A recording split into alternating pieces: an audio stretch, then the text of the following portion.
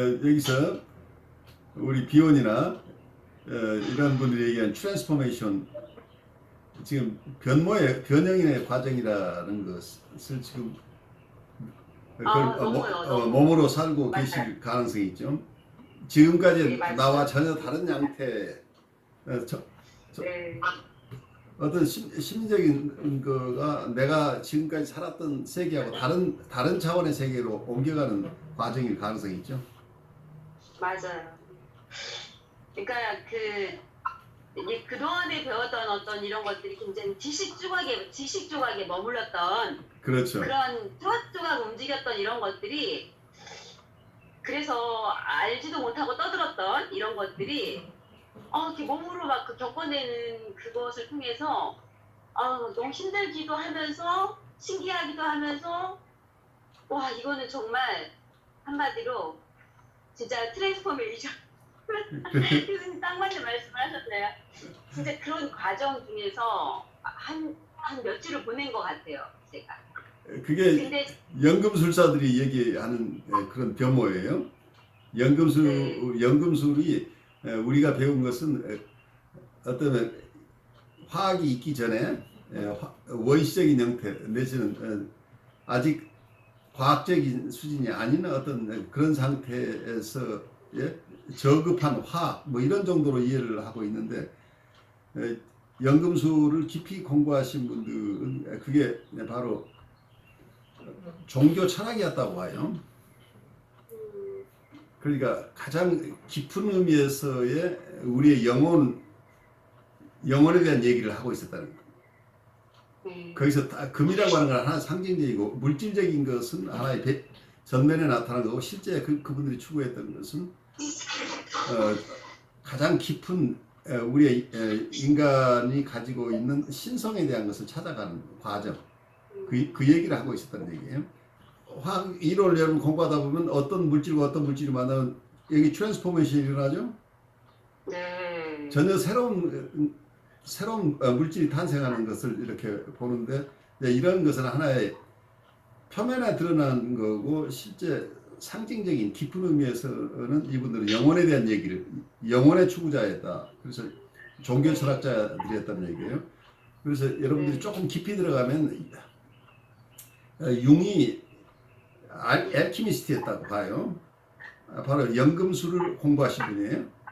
그리고 동양의 주역을 공부하신 분이에요.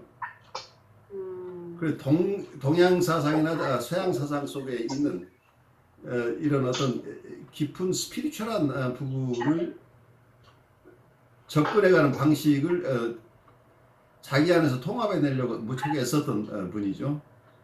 그리고 어떠면 여기 우리가 비혼이 얘기하는 오의 얘기도 결국 트랜스포메이션에 대한 얘기들이에요. 그래서 우리 안에 우리가 이미 타고난 어떤 것들이 있는데, 우리 안에 그것이 뭐라고 디파인 하는 것은 어려워요. 그렇지만 그걸 하나의 신성이라고 표현하기도 하고, 또 어떤 부분은 트루 셀프라고 얘기를 하기도 하고, 그렇게 우리 안에 어떤 귀한 것들이 발현하는 과정 속에서 우리는 나라고 알고 있는 건 의식의 세계죠. 근데 무의식 속에는 내가 모르는 존재가 있다고 하는 부분이죠. 그 존재가 내 안에서 다시 태어나야 된다는 얘기죠. 그 인카네이션이죠. 우리 안에 이 무의식에 있던 그 존재가 우리와 하나가 된다. 그래서 어떤 정신분석에서는 무의식의 의식화라는 얘기를 프로이드가 하고 있는데, 굉장히 테크니컬한 얘기로 들리는데, 융이 봤던 것은 의식과 무의식의 통합이에요. 그래서 무의식 속에 있는, 이미 우리가 태어나기 전부터 있었던 어떤 거죠. 그래서 여기 비혼의 전관념이라는 개념하고도 많이 닮아있죠. 이미 그러니까 주인 없는 사고라고 하는 얘기를 하고 있죠. 우리가 생각하기 전에 이미 있었던 거예요. 이미 있었던 것이 우리 안에 드러나는 것을 우리가 허용해 준다는 개념이죠. 그래야 전관념이 관념이 되는 거죠. 그럼 우리가 알아듣기 시작하는 거죠. 그게 이게 추상화가 더 되면 이게 개념이 된다. 그리고 나중엔 과학으로 발전한다. 이런 단계를 얘기를 하고 있는데 이게 어떤 좌표 속에 숨겨져 있어요. 이 그리드 이론 속에. 그래서 과거부터 있어 왔던 많은 것들을 하나의 도표로 만들어 보는 과정인데 이분의 백그라운드에는 우리 마음 안에 있는 깊은 어떤 것들, 우리의 스피리추얼한 부분, 우리의 영적인 부분, 물질적인 우리 몸 안에 담겨 있는 영적인 부분을 이 영적인 부분이 우리 것이 돼가는 과정이라고 이렇게 본다면 이 베타 요소가 알파 요소로 바뀌어 나가면서 점점 우리의 사고가 더 넓은 범위로 깊은 사고로 그리고 아주 구체적인 것에서 추상적인 것으로 점점 변모해가는 과정을 이 도표로 나타내고 싶어 하고 있는데 그게 원래 구체적인 것을 추상화한다는 것 자체가 굉장히 어렵죠. 그리고 우리 어쩌면 거의 물질적인 것, 신체적인 것에서부터 영적인 것으로 바뀐다고 하는 것이 쉬운 일이 아니잖아요.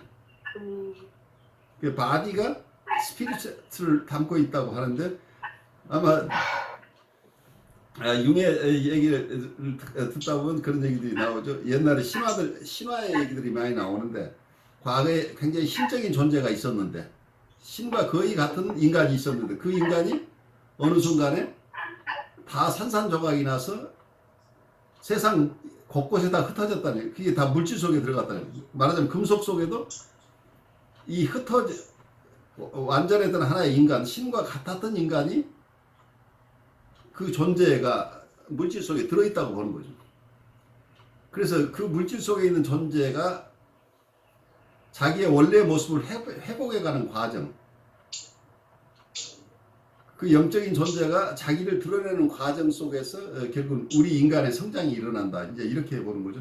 우리 인디비주에이션이라고 하는 개념을 쓰고 있는데 융은 결국 개별화 과정이라는 것은 인간의 성숙인데 우리 안에 담겨져 있는 스피리추얼한 부분이 제 모습을 드러내서 원래 되어야 될 우리가 되는 것. 그러니까 원래 우리는 어쩌면 신화에 의하면 우리는 완전한 인간, 신과 같은 존재의 인간이었다고 한다면 우리가 신성을 회복하는 것.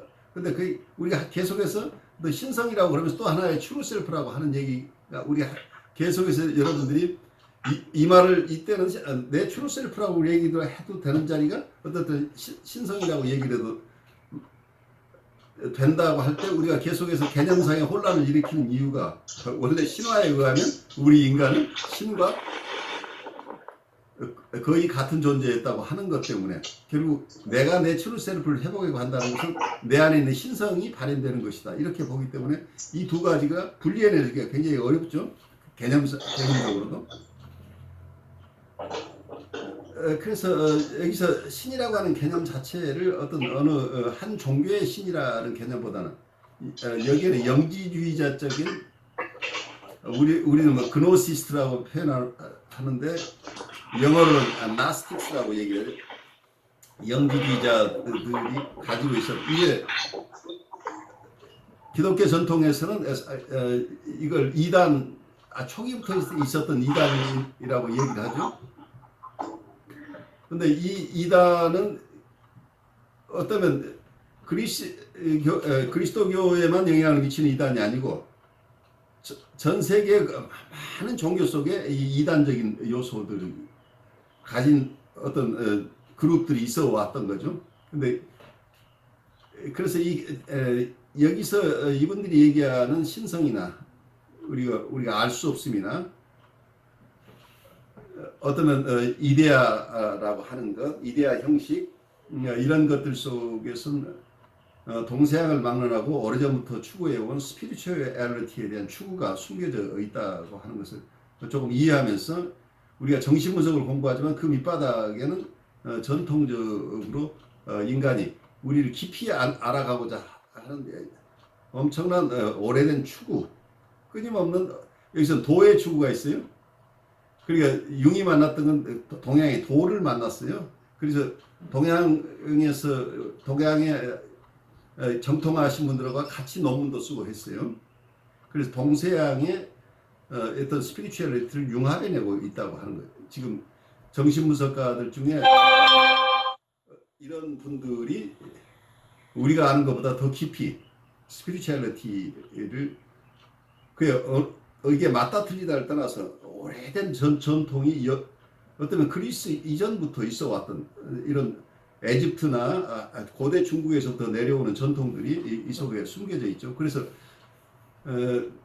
어쩌면 우리 안에서 숨겨져 있는 무한한 가능성들, 이걸 신성이라고 우선 얘기를 한다면, 우리가 이미 태어날 때 우리는 휴먼 포텐셜이라고 하는 것 자체를 깊이 의미에서 인간 잠재성이라고 얘기를 하는데, 인간 잠재성 속은 우리 안에 인간 잠재성은 결국은 신성을 포함하고 있다고 본다면, 결국은 우리 그 신성을 무엇으로 디파인하건 이건 초월적인 거예요. 우리가 알고 있는 내가 아닌 어떤 것이라는 얘기예요. 내 안에 내가 모르는 내가 있다는 얘기예요. 그 내가 발현하는 과정이 내가 이 무의식 속에 잠겨 있던 것이 의식으로 오는 과정인데, 작은 나의 어웨어니스, 그러니까 내가 가지고 있는 이성 혹은 의식이라고 하는 것, consciousness, 내가 알고 있는 의식으로는 다만에게는 너무 큰 존재이기 때문에 나로서는 죽는 경험이에요. 그래서 많은 신화나 이런 속에 드러나는 것은 우리의 죽음과 부활이 함께 있는 얘기예요. 내가 지금까지 알고 있던 내가 죽으면서 새로운 존재로 변모해가는 과정은, 이 트랜스포메이션의 과정들을 여러 종교에서 각각 다른 모습으로 경전에 담고 있고, 그리고 어떤 민속이나 신화나 이런 쪽에서 이런 얘기들을 담아내고 있는 경우가 굉장히 많죠. 그런데 지금 20세기에 와서 공부하시는 이분들이 이런 연면한 전통 속에서 자기 나름대로 각자 치열하게 산 분들의 얘기예요. 근데 이분들은 근대에 와서 어떤 엘지브라도 배우고, 그러니까 대수도 배우고, 또 기하도 배우고, 미적분도 배우고 해서 그 지식들을 가지고 과거부터 내려온 이런 치열한 어떤 진리 탐구의 길들을 도표로 만들어 내보고 싶었던 의욕을 가졌던 게 비혼이에요. 그래서 이 격자, 도표 속에는 그런 깊은 진리의 추구 과정 속에서 고민하는 모습을 담고 있다, 이렇게 우선 이해를 하시는데, 이 구체적으로 담고 있는 내용 자체를 여러분들이 다 동의할 수는 없어요. 그리고 굉장히 맞는 얘기이지만 여러분들 이걸 수용해내는 것은 쉽지가 않아요. 왜냐하면 수리적인 이론을 잘 소화한 사람만이 이 내용들을 잘 알아들어요. 그렇기 때문에 어떤 비욘도 애를 썼지만 이 이론을 잘 발달시키기 위해서 공감을 받기는 어려웠던 이유가, 하나의 새로운 랭귀지를 만들었는데 그 랭귀지가 커뮤니케이션이 되려면 이것을 쉽게 배울 수 있어야 되는데, 쉽게 배울 수 있는 랭귀지가 아니기 때문에 같이 많이 사용되지 않으면 그 언어는 죽어버리죠. 그래서 아주 좋은 언어를 만들었지만 그 언어를 잘 이해하는 분은 많지 않다. 그리고 비혼을 잘 따르는 분 중에는 이 격자 이론을 좀 더 발달시켜서 자기 이론으로 심화시킨 분도 있지만, 그것을 공감해 낼 수 있는 정신분석가나 상담가들은 많지 않다.